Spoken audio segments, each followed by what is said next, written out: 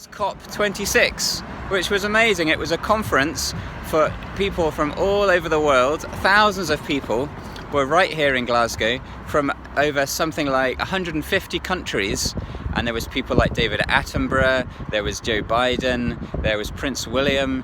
Lots of people came here. Boris was here, Nicola was here, lots of famous people here as well, all to talk about climate change and what we can do to stop climate change, which is the warming of the planet, which is causing lots more floods and storms and droughts and change for nature, for the world, that is hitting the poorest countries the most. So it's really important. It's one of the biggest topics that the world is talking about just now, the environment. So what happened here? There was a lot of agreements made. They talked about trying to chop down less trees and produce less carbon dioxide by using renewable fuels rather than burning coal and gas, and generally trying to make these agreements to encourage countries of the whole world to try and do less to contribute to climate change. So today we're going to go on a little tour all around Glasgow and back to Cambuslang and try and think about what we can all do to try and limit climate change and do a little bit better for the environment. So here we are. I've got my little globe just here so we can think about the world as we travel and what we are each going to do to try and stop and reduce climate change. I'm on my bike today. This is my bike. So I love to get on my bike. It's just one way that we can travel a bit less in the car and maybe walk or cycle around. That certainly reduces our impact on the climate. So we'll get on and I'll see you in a minute. Well, I don't know if you can guess where I am. This is Glasgow Central train station. It's full of trains. It's pretty busy today on a Friday morning. It's a great way to get into the city on the train, or obviously you can get anywhere really in Scotland on the train. It's so much better than using a car. You're not burning fuel. You're not producing carbon dioxide, and it's a lot of fun getting on the train. So another way that we can reduce climate change and help the environment is to travel by the train. Okay, see you at the next place. Well, here I am at Glasgow City Council's waste incinerator at Polmadie. So this is just on the edge of Glasgow on the motorway. You've probably seen it. I'm around the other side here. And what happens here is most of Glasgow's waste, rubbish from their wheelie bins, is taken here like hundreds of tons a day and incinerated.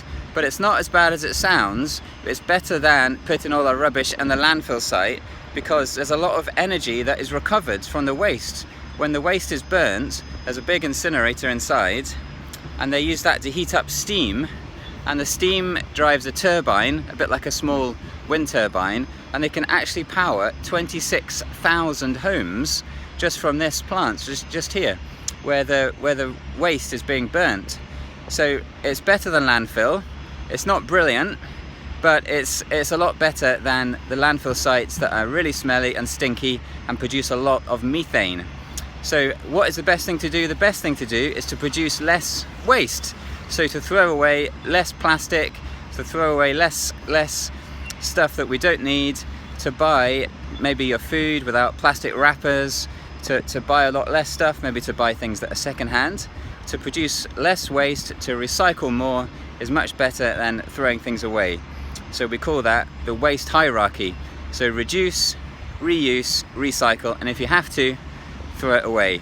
But this is pretty impressive. This is a huge, big industrial plant where a lot of waste is incinerated. I think it's 200,000 tons every year. So it's pretty cool. And these days it's a lot cleaner. What goes up that chimney there is mostly just steam and kind of the hot air from the fire. The gases are cleaned up a lot, so they're certainly not as bad as they used to be a good few years ago. Okay, on to our next stop. Hi everyone, we've come up to Cathkin Braes, where there is an absolutely huge wind turbine. Can you see that? It is absolutely massive. And what's fantastic about this is that it is producing electricity to power 1,500 homes. That's about 5 lots of Westcotes Primary School. All of your homes 5 times. It's producing enough electricity for that, just this one wind turbine. So what is it? Well, it's got 3 blades that are absolutely huge.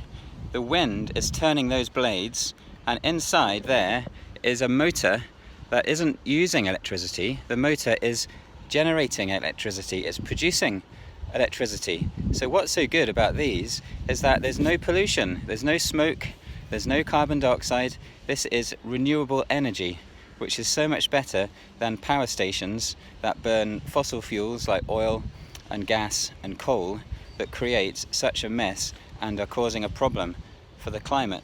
So if you look around Glasgow on a clear day, you can see these on the hills, and there's one here that is just outside Cambuslang. So come and have a look. If you're up at Cathkin Braes, you can use your bike up here. It's a nice place to walk, and this is just so impressive. You can actually hear it if you listen up close. Okay, on to our next stop. Well, I'm almost back home after my little ride, and I stopped at this billboard because I couldn't resist it. I love a bit of McDonald's, and I do like my meat, I have to say, but McDonald's are now doing a plant burger. So this is a McPlant burger that is meat-free, which is great, because if we're going to get really serious about helping our planet and stopping climate change, then we're really going to have to change how we eat. So what you could do is maybe have a meat-free Monday, or you could just try and cut down on the types of food where you're eating a lot of meat. So meat uses a lot of carbon dioxide, a lot of energy to keep the animals, to process the food, and to deliver it, and to package it in a supermarket, to keep it cold. So meat causes a lot of carbon dioxide, which is bad for our planet. So occasionally you could just eat a bit less meat, and that would certainly help us all. Why not try a McPlant burger? I've had a couple, and I have to say, I think they're pretty good. So I like them. Thanks very much. Well, here we are here back at Cambuslang, at the Cambuslang Park and Ride. And what have we got? We've got cars being charged up here with electricity. So we've got electric cars that are being charged up. There's 18 charging points here at Cambuslang Park and Ride. It's just up the road from Morrison's. You've probably been past. But it's great because electric cars are going to be the only new cars that you can buy in the future in 2030. So probably when you guys are learning to drive in years to come, you'll be driving electric cars. So they don't have any emissions, there's no exhaust, you just charge them up, off they go. So they're very, very clean, they don't produce any carbon dioxide, and they really are the way to go for the future. You can do maybe 100 miles, depending on what type of car you've got, and then you need to charge it up again. You could stop for a drink, charge it up, and get on with your journey. But in 100 miles, you can do a lot of your travelling, probably most of it. There's 4 cars here getting charged up, which is great to see. So while you park here, you can charge your car, you can get on the train, come back, and your car's fully charged. Fantastic. Well, hi again. We are just down the hill from the Park and Ride, and over the road from Morrison's, and this is the River Clyde. It is such a beautiful spot. Do you know the River Clyde is just over 100 miles long? It is a really big river, and you'll see it runs through Cambuslang here, all the way through Rutherglen and into Glasgow and out to the sea. It is an amazing river. Hundreds and hundreds of years of shipbuilding and people living on the Clyde, working on the Clyde, have been here before. Shipbuilding is still done on the Clyde. Not as many ships are built on the Clyde as there used to be. And building ships and boats is a really dirty, heavy job. So the River Clyde used to be quite polluted with lots of oil and lots of dirt. Years gone by, maybe when your parents were young, the River Clyde was really quite a dirty place. But now it's a lot cleaner. There's salmon fish that are quite sensitive to dirty water. Salmon fish are swimming back up the Clyde, and it is really quite a nice place to be. However, I'm right at this tree, and you can see that there are lots of wet wipes and bits of paper that have been stuck in the tree from when the Clyde floods. Don't know if you can see that. So what happens is when there's a lot of rain, the Clyde actually comes up above where I'm standing here, and all this would be wet when there's a lot of rain. And what happens is the pipes that take the water from our houses, from the toilets and from the basins and the sinks in our houses, those pipes block up because there's so much water when it rains. All the rain from the streets and the roads block up those pipes, and they overflow into the river.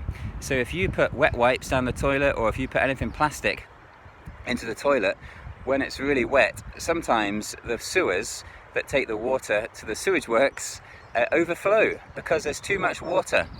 And unfortunately what happens is it makes such a mess, and there's plastics here in the trees, and those plastic things wash out to the sea, where they can be a danger to seabirds, to fish and all sorts. So it's really important that you don't put anything plastic like wet wipes in the toilet, and that you don't drop litter and you put it in the bin, because what happens, these little bits of plastic gets washed down the streets into the rivers to the sea, where it can be really quite dangerous for animals, and even not very nice. If you're swimming on a summer day in the sea and having a splash about, you don't want to see bits of plastic or bits of rubbish. And sometimes the tiniest bits of plastic that break off from little plastic bags and things stay in the sea for a long time. So try and put your rubbish, your litter, in the bin, and definitely don't flush anything down the toilet that will stay there. Just keep it to toilet paper only, and whatever else you're flushing down. So thanks everybody, see you in a minute. Well, we're back home. I've done 19 miles on my bike, and this is our neighbour's tree. It was blown over in one of the storms we've had recently. We've had a lot of storms, haven't we? And that is one thing about climate change. We'll see more storms and more extreme kind of weather. So hopefully you've enjoyed my little tour today, and we can all think about what we can do, the little changes that we can all make to make a difference to our climate and the world that we live in. So hopefully I'll see you around Westcote, and hope you've had a good day. Cheers, bye.